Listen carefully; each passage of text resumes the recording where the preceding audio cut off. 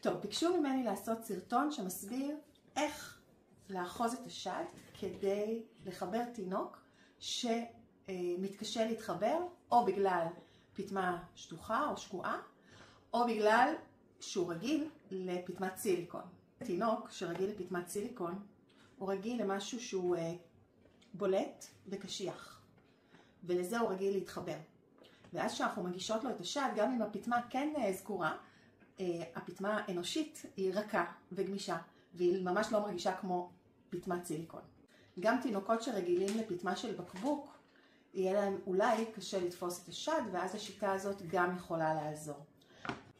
הבאתי בלון להדגמה. אז ציירתי כאן את הפטמה ואת העטרה, אוקיי?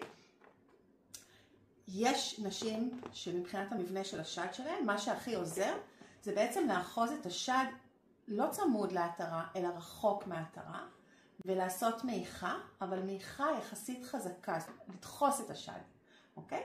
ואז להציע את השד לתינוק בצורה הזאת, בצורה שבעצם אני מקשה את כל האזור הזה, הקדמי של השד, וזה עוזר לו להתחבר. שיטה אחרת צמודה דווקא לפטמה. אני בערך אוחזת בקו של העטרה, אם העטרה מאוד גדולה אז אפילו בתוך העטרה, ואני ממש צובטת את השד בצורה כזאת, ממש צביטה של האור, וזה עוזר לי להבליט את הפטמה. ואז כשהתינוק מנסה לנוק, הוא עושה את ואז זה עוזר לו להרגיש משהו בולט בתוך הפה שלו. ואז מה שאני עושה, אני נותנת לתינוק לתפוס, אבל אני לא מיד עוזבת את השד. אני נשארת באחיזת צביטה הזאת, עד שאני מרגישה שהוואקום ממש חזק, ואני רואה שהוא מתחיל לנוק. זאת אומרת, אם הוא רק יתחבר ואני אעזוב, הוא פשוט יתנתק. ואז יכעס ויחפש ויהיה מתוסכל. אז לא. אז אני ממש מחזיקה באחיזת צביטה, נותנת לו לתפוס, ורק כשאני ממש מרגישה ואקום, אני אפילו סופרת כמה שניות, ורק אז לאט לאט משחררת.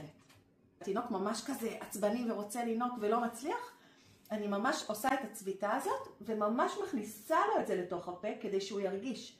כי בעצם מה שקורה כשהתינוק רגיל לפטמת סיליקון, הוא רגיל להרגיש משהו ארוך שנוגע לו בחך. והשד שלנו לא תמיד מגיע לו לבד לחך, הוא צריך קודם לעשות ואקום כדי שהפטמה תגיע לחך.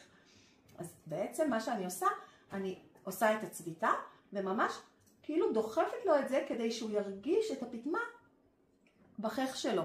וזה עוזר לעודד את רפלקס המציצה, וזה עוזר לו לעשות את הוואקום ולהתחיל לנוק. אז תנסו או את הדחיסה של השד, כזה, בעצם אם אני מחזיקה את התינוק אז אני ממש דוחסת את השד רחוק מהעטרה, או שאני ממש עושה צביטה קטנה שהוא מצליח לתפוס. תנסו ותעדכנו אותי כאן